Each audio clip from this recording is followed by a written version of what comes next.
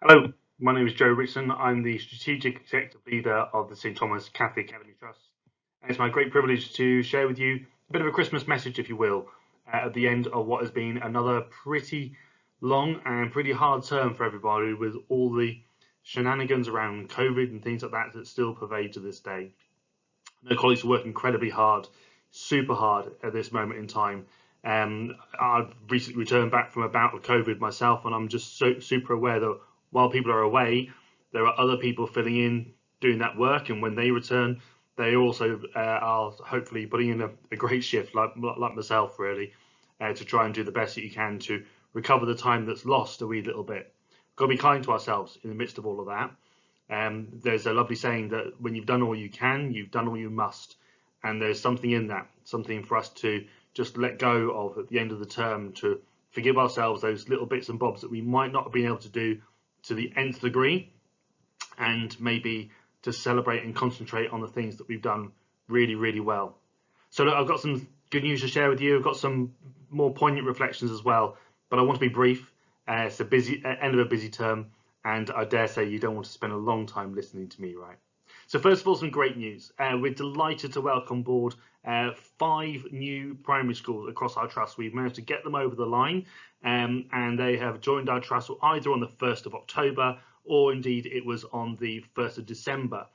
St Louis School in Aylesbury is one further school that we're going to welcome into the trust. That will probably be around the 1st of February, once we've been able to just snag the last little bits and bobs to do with the legal requirements from the Department for Education. But that's all in hand, and that's going to be a great success as well. So welcome to St Joseph's in Chalfont St Peter. Welcome to Our Ladies in Chesham Boys. Welcome to St Peter's in Marlow. Welcome to St Joseph's Infants in Aylesbury. And welcome to St Edward's Junior, also in Aylesbury as well. You are very welcome, and you are very much part of our family of schools. We're delighted to call you home. And just a quick profile really about where we are as an academy trust, because these things are important, right? You need to know that you're working in an organisation that is robust, has good solid finances and things like that. So I just thought I would share actually where we are in terms of our finances over the course of the last 5 or 6 years or so, right from the beginning of one of our academy trusts, which is a legal entity, all the way through to where we are now as a family of 8 schools, which is what this graph represents. And actually the reserves that are shown there increase a wee bit more really with the schools that have just joined us. And you would expect that as more schools join the trust, it follows that each of those schools are running with certain levels of reserves in order to cope with unexpected things that go on. And what it really shows, I think, over a period of time is that we've really managed our reserves very, very well indeed. I want to tip my hat to some brilliant work by your school leaders and also by your local academy committees, who really thought hard about the way in which our schools are run and the ways in which we allocate our finance. They've been really skilled about it, and I want to pay tribute to them, and also tribute to the people in our finance team as well. Moving systems across to a centralized finance structure is new and very different. It's way different to what we've done for the last 50 years or so, and of course it feels a wee bit different. Colleagues are working incredibly hard around all of that, and everyone likes a graph that goes up, right? So this one clearly shows that we're in a really strong position in terms of our reserves, and we can weather any storms that come our way really quite comfortably. We are investing heavily, and we're doing the right thing with our money, but we are also making sure those reserves are maintained at a really strong level. And just another wee little graph thinking about the growth of the trust again over a period of time. Now, truthfully, our trust has existed from the February 2020. That's the point then the St Alban Academies Trust and the St Peter's Academy Trust merged to form the St Thomas Academy Trust. That's our year zero line, if you like. But in the entirety of the history, we have gone from a trust that has been just over 2,000 students within the trust, and we've now got over 6,000 students in our academy trust. We really are home to a lot of children, and we have got a definite mission and a definite purpose in what we're seeking to do. Over the course of this term, we've been really proud of the work that's gone on in our primary schools. We've been delighted to undertake 5 peer reviews within our primary school sector. So St Anthony, St Ethelbert, St Margaret, St Vincent's and St Mary's have all undertaken those peer reviews this term, have all received their reports, and crucially have all received lovely post-it notes about things that other leaders are taking away from those schools and taking back to their own schools. They always say, don't they, that imitation is the most sincere form of flattery. And actually we see that with bells on, really, when we go to a school like St Margaret's, for example, that's got a wonderful early years provision and a fantastic leader there in Danny Rosen. You know, if we could duplicate Danny and have 1,000 of those across all of our schools, then she would supplement and augment the already brilliant practice that's going on elsewhere. Crucially, what we can do is to share that expertise. And these are the things that we've not been able to do before, and the things that are going to make and are making a significant difference. Really proud as well that we've got our early career framework up and running. Tip the hat really to Al Nicol and also to Ruth Green, who's done a lot of work there. Thanks to Mark McLaughlin as well from St Joseph's, and colleagues also from St Bernard's School in Slough and others beyond, who are all contributing towards the delivery of Teach First. We're getting around the geography of all of that, and we're learning as we go as well, and we'll listen to the feedback from our Teach First and our early career framework teachers as to how they're finding that experience, and we'll improve that year on year on year. We're really proud of that, though. It's kind of exactly the sort of thing we want to be doing. More on that maybe a bit later. But it's been a difficult term, and I just wanted you to pause and hold in memory, please, 3 members of staff who we've lost across our trust and across our family of schools, particularly our partnership with St Louis there. So Trinity, Zelina and Olga are all young people who died way before their time. And it's such a sad thing when we see someone so young, lost. It's a tragedy for their families. It's a tragedy for the staff in those schools. It's devastating for the young children who are now without mums, without brothers, without sisters. And I just ask that you really, in the midst of everything else that's difficult at the moment, please remember Trinity and her family. Please remember Zelina and her family. Please remember Olga and her family. May they rest in peace. Amen. I want to give, again, a bit of thanks to some great people who've been going out doing some work across our family of schools. So Al Nicol has begun working in a more profound way, I think, really, with the colleagues at Cardinal Newman in Luton. Slightly interrupted again this term by all the things, shenanigans around COVID, really, but we're doing our best. We're pushing forward with that. I know that he's been excited to work with Michelle Chappell and with Kelly Bignell, so thank you to those colleagues who have done that. And that work will grow and develop over time. That's where we want to see that alignment of colleagues working together, which is great. I know Karen Armstrong has been in and out of primary schools all over the place. I want to pay tribute to her work, really, and the way in which she's seeking to support colleagues across the trust. Similarly, Amanda Dowling there, top right, in her work as the trust leader of RE. I know she's doing a lot of work supporting colleagues around the quality of teaching, but also the quality of assessment, and answering some really big questions there that have been really profound for the diocese over a period of time. Amanda and Mark have teamed up. They're kind of our overall lead around RE and chaplaincy across the trust now, and they've got a really good coherent plan in place to drive forward standards in that area. And just a nod really to the unsung heroes. So unsung heroes are all the place, whether it's the ladies I know at Cardinal Newman so well who are in the canteen, and Tarek there, who produces a great curry every Friday, or indeed it's people like Jen Matthews, who's going around and is supporting schools to improve the quality of health and safety and welfare in individual schools. It's a thankless task, right? It's a task that none of us really want to do, but thank God we have people like Jen in place, who is really, really forensic about getting to the nub of things that are really important.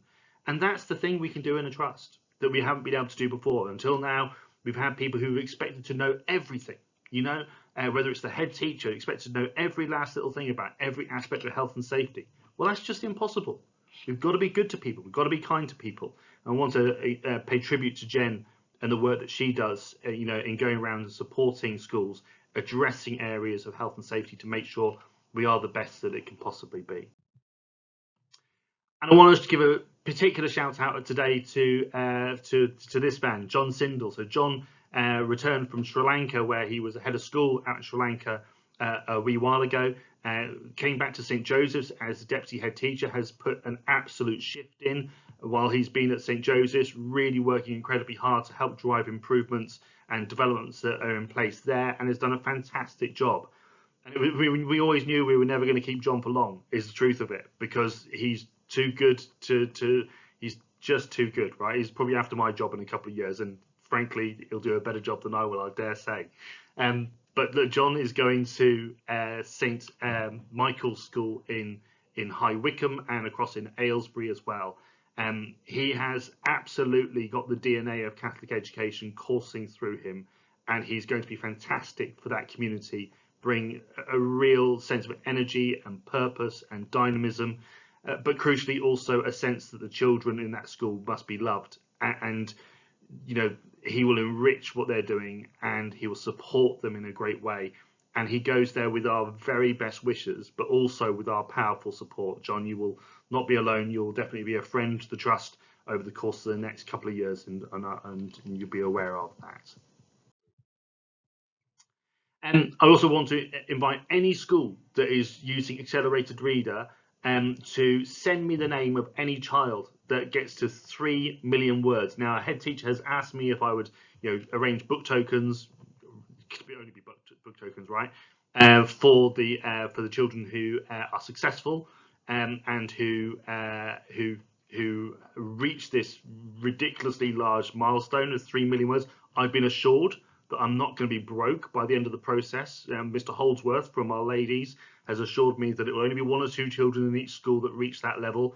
But do you know what? If you have loads of children that reach 3 million words through Accelerated Reader, so be it. Let's celebrate it. So send me their names. They'll get a book token and a lovely certificate and all of that sort of stuff. And it'd be great to be able to celebrate the work that they're doing. Let's keep every child reading, right? Massive thing in our trust. And just a nod to the future as well. So one of the things that we must do as an Academy Trust is we must consciously and in a focused way develop our leaders. So really pleased that Al Nicol and Karen Armstrong, on the back of some of the work that's gone on at St Joseph's, Cardinal Newman, and also across our primary school peer reviews as well, they have been thinking about and putting together the framework for a course for subject leaders that we hope to roll out in the Lent term and on into the Pentecost term, probably around 8 sessions in total, but a really focused nuts and bolts, this is the way that you lead as a subject leader, because quite often we become subject leaders because we're great class teachers. Well, that's one part of it. We also need to know the nuts and bolts for how to lead and what the processes look like and how they get put into place. So we've got that course up and coming, and there'll be more courses like that coming up over the course of the next 12 months or so, and we'll be excited to do so. More hopefully in the future around trust-based initial teacher training and also an internship program as well, developing people for the future. Exciting stuff, right? All good stuff. At this time of year, I've kind of given up really on trying to send cards. When I was head of a school, that was possible. Then became trusts of 3 and 5, then 8, now nearly 14 schools. Just impossible. I can't send out Christmas cards to every last person. So what I do instead is every year I invest that money in a gift, and this year it's a gift supporting women around the world in terms of their education, their mental health, dealing with aspects of trauma, and that's kind of inspired, if you like, by the tragic scenes that we saw coming out of Afghanistan, where overnight young women and children have gone from a place where there's a great deal of opportunity to a place where their lives are a shadow of what they once were. And there's too many places in the world, too many places where opportunity and equity and equality just are words that mean absolutely nothing. In this country, we've got work to do on that too, right? But nothing like what those young women and children are suffering in those parts of the world. So That's my gift to you, with my sincere thanks and a great deal of affection for all of you in our family and schools. And so I'd like to leave you with this beautiful image of the Nativity. Very simple, very much what maybe the birth of our Lord Jesus Christ might have been like, that sense of the rawness of it and being brought into a world that very much needed him. I'm always really struck about the imagery of the Nativity and the way in which that also reflects the what we see at the Easter Vigil on around Easter time, and when the fire is lit, the Easter fire is lit, it bringing new life, and then the candle is lit as well. And what that candle does, obviously, is it absolutely floods the environment with light, and it chases out the shadows, chases away evil, chases away the darkness. And when you think about those nativity images that we're so familiar with as well, the bright star of Bethlehem shining there, that again is the light of Christ, really chasing away those shadows, chasing away that darkness. And we get that sense that our faith is a joyful faith. It's a loving faith. It's a glorious faith. The glory of God is a human being fully alive. That's our motto. That's what we're called to do as a trust. And we do so inspired by the light of Christ. I wish you all a very, very Merry Christmas and a very Happy New Year and a wonderful, wonderful rest. God bless. Take care.